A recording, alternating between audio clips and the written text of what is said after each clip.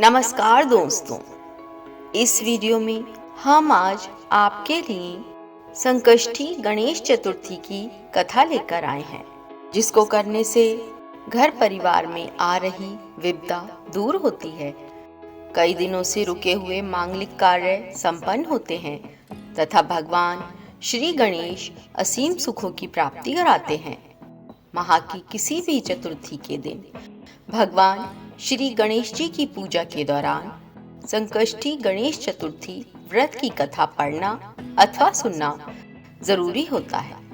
तो आइए शुरू करते हैं गणेश जी की संकष्टी चतुर्थी की कथा।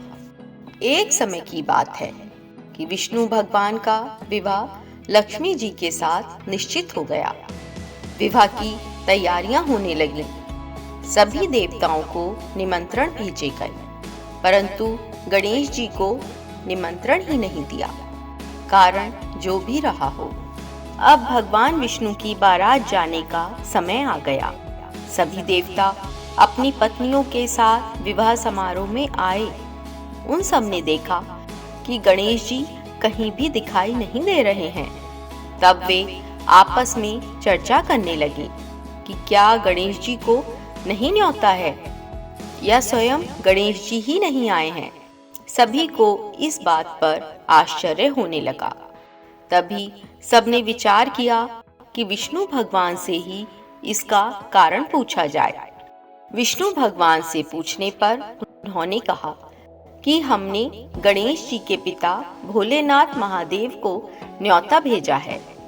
यदि गणेश जी अपने पिता के साथ आना चाहते तो आ जाते। अलग से न्योता देने की कोई आवश्यकता भी नहीं थी। दूसरी बात यह है कि उनको 1.25 मन मूंग, 1.25 मन चावल, 1.25 मन घी और 1.25 मन लड्डू का भोजन दिन भर में चाहिए।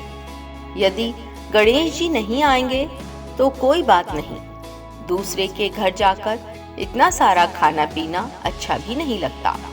विष्णु भगवान इतनी वार्ता कर ही रहे थे कि किसी एक ने सुझाव दिया, यदि गणेश जी आ भी जाएं तो उनको द्वारपाल बनाकर बैठा देंगे कि आप घर की याद रखना। आप तो चूहे पर बैठकर धीरे धीरे चलोगे तो बारात से बहुत पीछे रह जाओगे। ये सुझाव भी सबको पसंद आ गया, तो विष्णु भगवान ने भी अपनी सहमति दे दी। फिर होना क्या था कि इतने में गणेश जी वहां आ पहुंचे और उन्हें समझा बुझाकर घर की रखवाली करने के लिए बैठा दिया। बारात चल दी। तब नारद जी ने देखा कि गणेश जी तो दरवाजे पर ही बैठे हुए हैं, तो वे गणेश जी के पास आए और रुकने का कारण पूछा।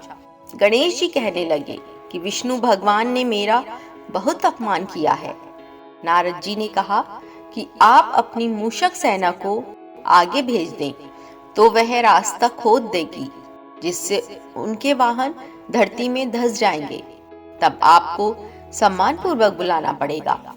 अब तो गणेश जी ने अपनी मूषक सेना जल्दी से आगे आगे भेज दी और सेना ने जमीन को भी खाली कर दिया।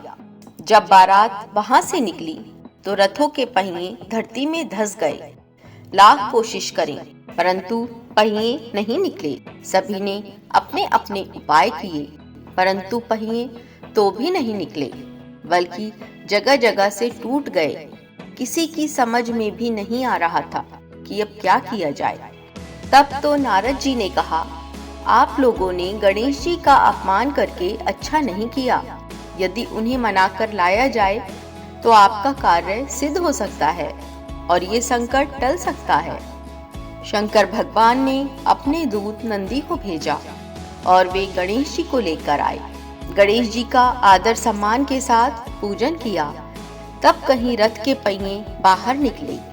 अब रथ के पहिए निकल तो गए, परंतु वे टूट फूट गए, तो उन्हें कौन सुधारे।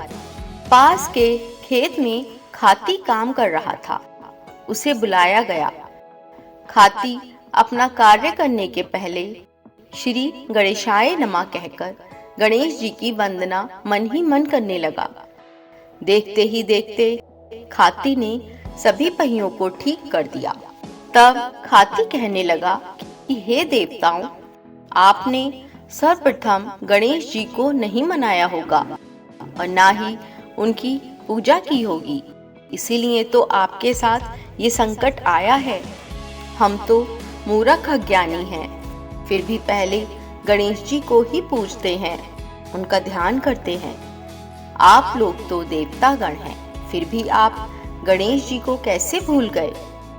अब आप लोग भगवान श्री गणेश जी की जय बोलकर जाएं, तो आपके सब काम बन जाएंगे और कोई संकट भी नहीं आएगा। ऐसा कहते हुए बारात वहां से चल दी और विष्णु भगवान का लक्ष्मी जी के साथ विवाह संपन्न करा के सभी सकुशल घर लौट आए। हे गणेश जी भगवान, आपने विष्णु जी के जैसे कारज सारियो, ऐसे कारज सबके सिद्ध कर जो। कहानी अधूरी हो तो पूरी करियो, पूरी हो तो मान रखियो। बोलो गजानन भगवान की जय।